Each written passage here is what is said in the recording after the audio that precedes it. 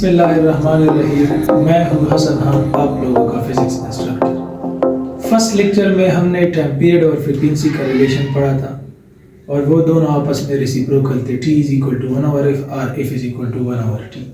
आज हम इनके साथ एक रिलेटेड एग्जांपल 10.1 और 10.1 असाइनमेंट डिस्कस कर रहे हैं। एग्जांपल 10.1 हमारे पास है, what is the frequency of oscillation if the time period is 20 millisecond. Time period हमारे पास गिवन है और हमसे फ्रीक्वेंसी जो है ना वो पूछ रही है। हमने फ्रीक्वेंसी फाइंड करना है। तो गिवन डेटा में हम लिखते हैं कि time period is equal to T is equal to 20 millisecond. 20 milli यानी मिली हमारे पास बराबर है 10 पावर माइनस 3 सेकेंड। अब ये जब हम इस तरह करते हैं 20 divided by 10 power plus 3 which is equal to 20 divided by 10 power plus 3 बराबर है 1000। सिफर सिफर कैंसिल, 2 डिवाइड बाई 100 से हमारे पास आता है 0.02 सेकेंड। और हमने फाइंड करना है फ्रीक्वेंसी यानी एफ हमने फाइंड करना है। सॉल्यूशन हम ये जानते हैं as we know that time period and frequency are reciprocal to each other.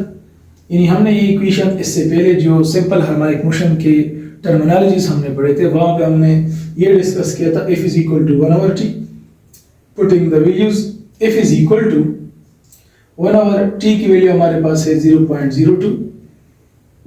अच्छा, ये हम इस तरह करते हैं 1 डिवाइडेड बाई 0.02 हमारे पास बराबर है 2 डिवाइडेड बाई 100।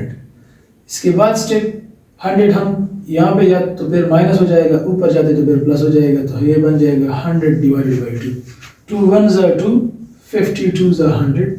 तो ये हमारे पास 50 आ गई। हमारे पास है फ्रीक्वेंसी। अब फ्रीक्वेंसी तो हमने स्टार्ट में डिस्कस किया था, F is equal to 1 over T. तो हम ये इस तरह लिख सकते हैं, टाइम का यूनिट है सेकंड, तो इसका यूनिट हम सेकंड इनवर्स भी लिख सकते हैं और हर्ट्ज भी लिख सकते हैं। तो ये हमारे पास फ्रीक्वेंसी आ गई।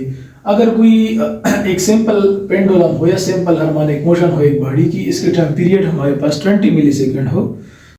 अगर हमारे पास एक सिंपल हार्मोनिक मोशन हो, किसी एक बॉडी की टाइम पीरियड 20 मिली सेकेंड हो, तो इनका फ्रीक्वेंसी 50 हर्ट्ज यानी वो पर सेकंड में 50 रिवॉल्यूशन करेंगे, यानी बैक एंड फोर्थ मोशन वो करेंगे।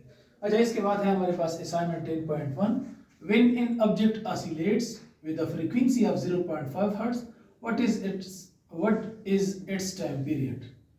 अब हमारे पास फ्रीक्वेंसी गिवन है, टाइम पीरियड हमसे पूछ रहा है। तो वहां पे हमने इक्वेशन पढ़ा था F is equal to 1 over t और t is equal to 1 over f. ये हमारे पास गिवन डेटा है, frequency is equal to 0.5 hertz. Time period हमसे मांग रहा है, as we know that time period and frequency are reciprocal to each other. t is equal to 1 over f, putting the values t is equal to 1 divided by 0.5। 0.5 को हम लिख सकते हैं 5 divided by 10। 10 यहाँ पे नेगेटिव, यहाँ पे positive, तो ये ऊपर जाएगा 10 डिवाइड बाई 5, 5 1 ज़ा 5, 5 2 ज़ा 10। तो t is equal to 2 hertz inverse और 2 सेकेंड। तो ये हमारे पास अगर एक सिंपल हार्मोनिक मोशन जिनकी फ्रीक्वेंसी 0.5 हर्ट्ज हो, तो इनका टाइम पीरियड हमारे पास 2 सेकेंड होगा। 2 सेकेंड होगा। देखिए, हम कहते हैं कि एक सेकेंड में जितने रिवॉल्यूशन होंगे वो हमारे पास फ्रीक्वेंसी होगी एक सेकेंड में।